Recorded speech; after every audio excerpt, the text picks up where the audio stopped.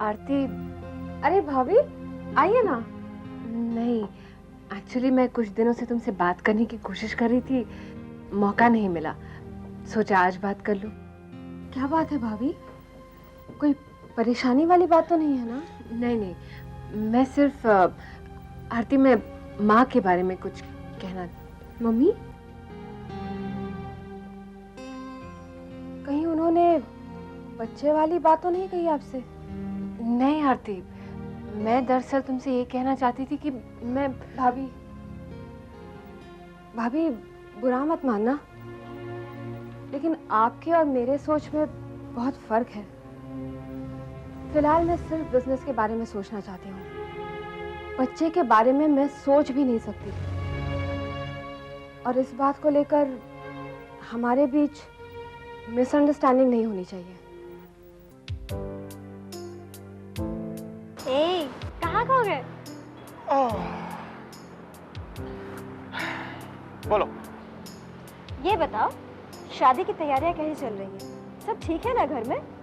हमारी शादी की तैयारियां तो ठीक ठाक चल रही हैं, लेकिन तुलसी भाभी की शादी में कुछ प्रॉब्लम्स आ रही हैं। क्यों? अनुपम ने शादी से मना कर दिया है क्या? पायल, तो हमेशा नेगेटिव क्यों सोचती हो?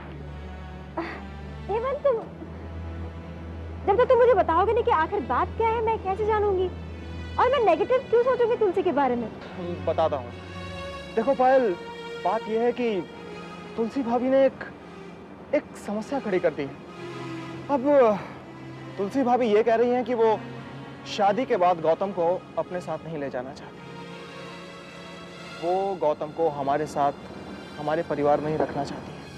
What? हाँ, लेकिन मैं जानता हूँ कि ये सब कुछ वो सविता चाची के लिए कर रही है। हेमंत, अगर तुलसी गौतम को छोड़ के जाती है तो ये उसका बड़कपन है, लेकिन तुम्हारे परिवार के लिए ये बहुत गलत होगा, क्योंकि कोई भी बच्चा अपने बाप के बगैर रह सकता है, लेकिन अपनी माँ के बगैर नहीं। It's impossible Hemant. वैसे तुम्हारा परिवार क्या चाहता है? पायल, हमारा परिवार तो यही चाहता है कि तुलसी भाभी गौतम को अपने साथ में ले जाए। देखो, तुलसी भाभी हमारी भाभी नहीं, हमारी बहन भी है। और शादी के बाद एक बेटी परिवार के लिए इतनी भी पराई नहीं हो जाती। देखो पायल, माना कि शादी के बाद एक औरत का दूसरा जन्म होता है, लेकिन अगर गौतम तुलसी भाभी के साथ उनके घर चला भी गया, तब भी वो इस परिवार का एक सदस्य ही रहेगा। और फर्क सिर्फ इतना पड़ेगा कि मैं, किरण भैया और चिराग, जो अब तक उसके चाचा कहलाते हैं, वो मामा कहलाएंगे, एंड दैट्स इट। तुम्हें क्या लगता है, तुलसी परिवार की बात मान जाएगी? वेल, अभी तो मैं कुछ नहीं कह सकता, लेकिन अब तक जो तुलसी भाभी ने डिसीजन लिया है, उससे तो सारा परिवार टेंशन में है। कहीं तुलसी को आरती वाली बात तो नहीं मालूम? मुझे आरती से मिलना होगा। क्या तुम नहीं चाहते कि तुलसी के जाने के बाद घर में तुम्हारी कुछ पोजीशन बने? मतलब ये कि सविता आंटी को बच्चे बहुत पसंद हैं, खासकर गौतम। मिहिर के जाने के बाद सविता आंटी गौतम के सहारे तो जी रही थी। शायद वो गौतम में मिहिर को देखती थी, इसलिए वो तुम्हारे पास आई थी अपनी इच्छा जाहिर करने के लिए। पायल, तुम कोई बात साफ साफ क्यों नहीं कह रही थी? क्या कहना चाहती हो पायल? तुम कितनी बुद्धू हो, इशारा तक नहीं समझती? सोचो, अगर आज तुम्हारा अपना बच्चा होता तो शायद गौतम की कमी पूरी हो सकती। इसलिए सविता आंटी तुम्हारे पास आई थी। यही मौका है आरती, उनका दिल जीत कर अपनी जगह बना लो। लेकिन ये कैसे हो सकता है? जो सविता आंटी चाहती हैं वो तुम उन्हें दे दो और तुम उनके लिए सब कुछ बन जाओगी आरती। लेकिन पायल, तुम जानती हो मैं इस झंझट में नहीं पड़ना चाहती। 1-2 साल तक मैं अपने करियर पर ध्यान देना चाहती हूँ। आरती, तुम करियर पे ध्यान बाद में भी दे सकती हो। पायल, तुम मेरी फ्रेंड हो या? मैं तुम्हारी फ्रेंड हूँ, इसीलिए तो मैं ये बात कैसे भूल सकती हूँ कि वीरानी खानदान की बहू बनने में तुमने मेरी मदद की है। तुम समझ रहे हो ना मैं क्या कह रही हूँ? पायल, मुझे अपने फ्यूचर के बारे में भी तो सोचना है। और कल तक तो तुम मुझसे सहमत थी, आज अचानक कैसे बदल गई? आरती, जो इंसान समय के हिसाब से नहीं चलता है उसकी कोई वैल्यू नहीं रहती, भले ही वो कितना कैपेबल क्यों ना हो।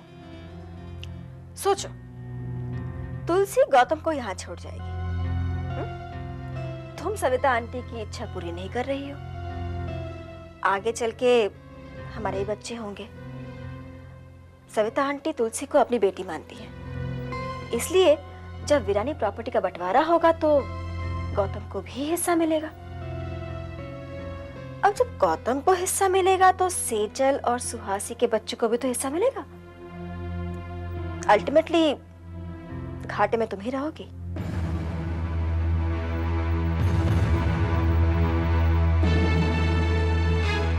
और दीदी ये देखो, ये सूरत की साड़ी है, ये पहने ने तो लगे जैसे रानी है, और ये अपनी कांजीवरम, ये पहने तो लगे महारानी।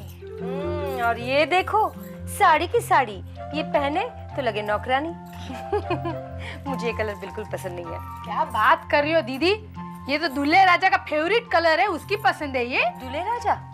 अरे गोविंदा, गोविंदा दूल्हे राजा, रवीना टंडन उसकी दुल्हन, उसने पहनी थी ये। क्या बात कर रही हो तुम? फिर अरे आरती, क्या हुआ?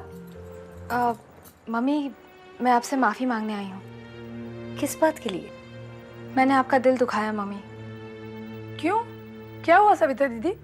पता नहीं आरती, तुम क्या कह रही हो, मेरी समझ में नहीं आ रहा है। मम्मी, वो बच्चे की बात को लेकर आप अपसेट थी ना? आरती, इस बात को लेकर मैं तुम पर कोई दबाव डालना नहीं चाहती हूँ। हर इंसान को अपनी जिंदगी अपनी तरह से जीने का हक होता है, और फिर तुम तो मेरी बहू हो। मैं जरा भावनाओं में बहक गई थी। मैं शायद ये भूल गई थी कि तुम्हारे लिए तुम्हारा करियर ज्यादा इंपॉर्टेंट है। तुम उन औरतों में से नहीं हो जो सिर्फ गृहस्थी चलाती है। मुझे पता था आप यही कहेंगी मम्मी। इसका मतलब है आपने मुझे माफ नहीं किया। नहीं नहीं, ऐसी कोई बात नहीं है। मम्मी, बहू वही होती है जो परिवार को समझे, अपने घर वालों को समझे। शायद उस दिन मैंने कुछ गलत कहा, लेकिन मेरे दिल में कुछ गलत नहीं था। मैं बस 1 साल तक बच्चे के बारे में सोचना नहीं चाहती थी, लेकिन मैं आप लोगों के इमोशंस के साथ खिलवाड़ नहीं करना चाहती मम्मी। लेकिन तुमको अपना करियर भी तो देखना है ना। तो दक्षा चाची, अगर घर वालों के लिए मुझे अपना करियर छोड़ना पड़े ना तो मैं छोड़ूंगी, लेकिन मैं मम्मी के दिल को कभी ठेस नहीं पहुंचाना चाहती। गोलमाल है भाई, सब गोलमाल है। ये अचानक हृदय परिवर्तन कैसे हो गया? कुनी का एकदम मीना कुमारी कैसे बन गई? ये दक्षा, ये अचानक आरती को क्या हो गया? कल तक तो उसका करियर उसके लिए सबसे ज्यादा इंपॉर्टेंट था, और आज? साड़ी, साड़ी देखिए, तुलसी की साड़ी कौन सी अच्छी लगेगी?